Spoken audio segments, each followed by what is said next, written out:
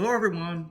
This is Pastor Dirk, and welcome to our last look at these amazing visions of God, visions of our awesome God that He gives to His servants, whom He has called to do some pretty tough things, but some extraordinary things. Yesterday, we looked at a vision given to Daniel.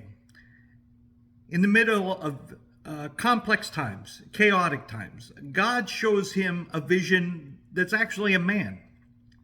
It's an anointed one, a glorious one, that far surpasses the other visions of leaders that he saw. Now we're going to move forward some 600 years to the Apostle John, who's now in exile in his own troubled times, and he sees a vision. It's a similar vision of a man. Look at the vision as it's recorded in Revelation chapter 1, beginning in verse 12. John says, I turned around to see the voice that was speaking to me, and when I turned, I saw 7 golden lampstands. And among the lampstands was someone like a son of man, dressed in a robe reaching down to his feet, and with a golden sash around his chest. The hair on his head was white like wool, as white as snow, and his eyes were like blazing fire.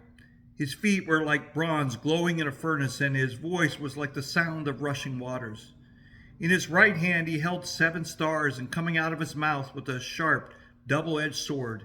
His face was like the sun shining in all of its brilliance. What an amazing picture. You know, as we work our way through that vision, we see woven into it some of the visions of God that he had given to his servants in earlier centuries.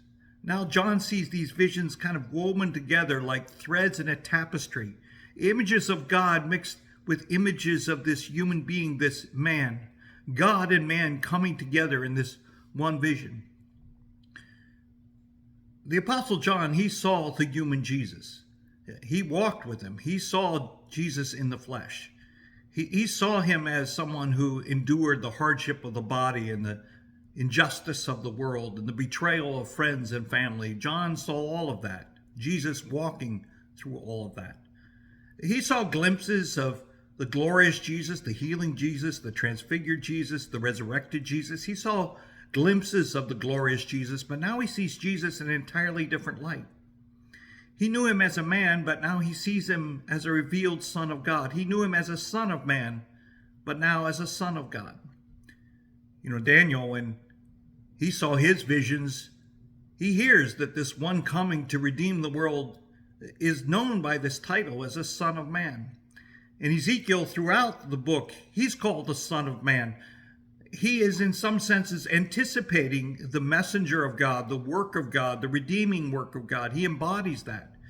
John sees another vision of now this Son of Man coming to redeem the world.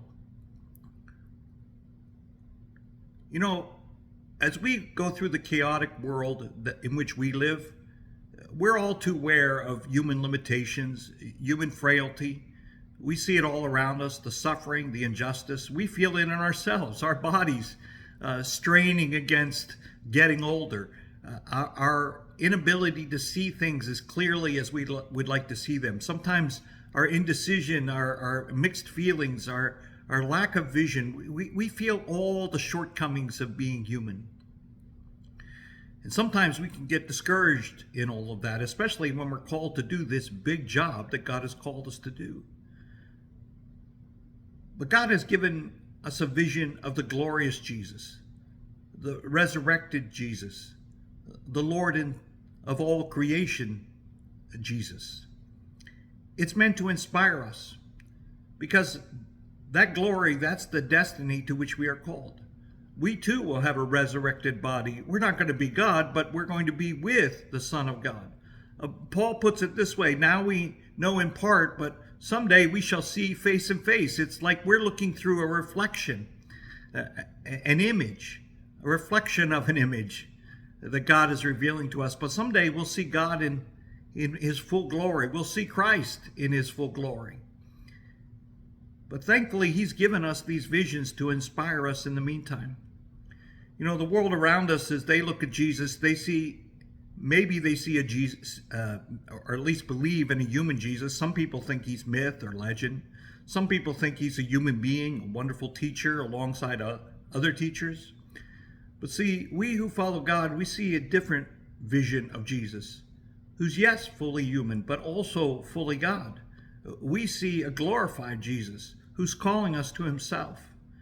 So when we get discouraged about violence around us, the hardship around us, our own inability to do these great things, we just have to remember this Jesus who suffered as we suffered, who lived in our world and yet was glorified, and now calls us to that same glory. We have every reason to hope and believe in that destiny. And I'm so thankful that God gave us this extraordinary vision. It's one of my favorite parts of Scripture is that for a millennium, thousands of years, God has been telling a story about this one who is coming to guarantee what he intends to do with his children and with his creation. And John sees this Jesus, the glorified one who brings it all together. What a blessing for us to see this image. So my prayer for you this week, if you're feeling discouraged and maybe overwhelmed by the brokenness of the world and the inadequacies of ourselves, look at the glorified Jesus. Be inspired. Know that that is our destiny. Well, thank you so much for listening to these reflections, and make sure you join us on Sunday. We're going to continue the extraordinary visions given to the prophet Ezekiel. At 8:30, we'll be in our chapel worshiping together. At 10 o'clock in our sanctuary. And of course, we're always online at roserchurch.com. So any way you can, please join us, and I'll see you on Sunday.